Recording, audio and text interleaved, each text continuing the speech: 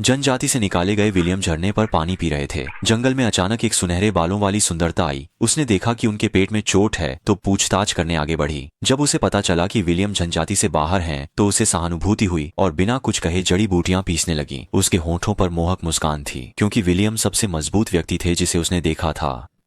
एक तरफ जड़ी बूटी लगा रही थी, दूसरी तरफ आंखों से इशारे कर रही थी। कई दिनों की देखभाल के बाद विलियम आखिरकार स्वस्थ हो गया और दोनों अच्छे दोस्त बन गए। लीसा ने इस बेघर आदमी को वापस जनजाति में ले जाने का सोचा, लेकिन रात में फिर से बंदरों ने हमला कर दिया। विलियम ने डंडा उठाकर डरपोक लीसा को भगाया, जो डर के मारे दौड़ पड़ी। पूरी रात दौड़ने के बाद वह मुश्किल से बंदरों का पीछा छुड़ा पाई, लेकिन गलती से एक जाल में गिर गई।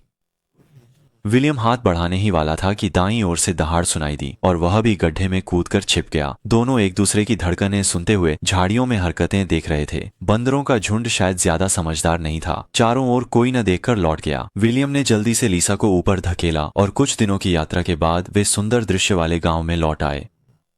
इस जनजाति के आदिवासी खेती और मछली पकड़ने में माहिर हैं, इसीलिए उनकी जीवन स्थितियां अच्छी हैं। लीसा घर लौटी और बेसब्री से आटा पीसने लगी। पत्थर के आगे पीछे घूमते ही गेहूं की खुशबू आने लगी।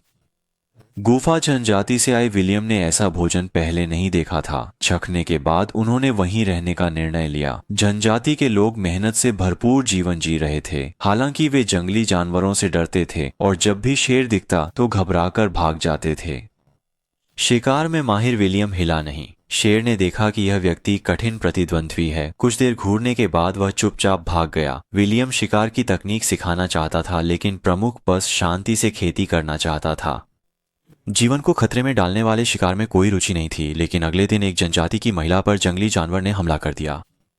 लेकिन प्रमुख इतनी दुखद स्थिति देखकर भी अडिग रहे और यह नहीं जानते थे कि उनका यह मूर्खतापूर्ण निर्णय उनके कबीले को लगभग विनाश के कगार पर ले जाएगा, क्योंकि शेर के मुखबिरों ने पहले ही इस बस्ती को देख लिया था। थोड़ी ही देर में लोहे की तलवारें लिए गुफा के लोग लूटने आ गए।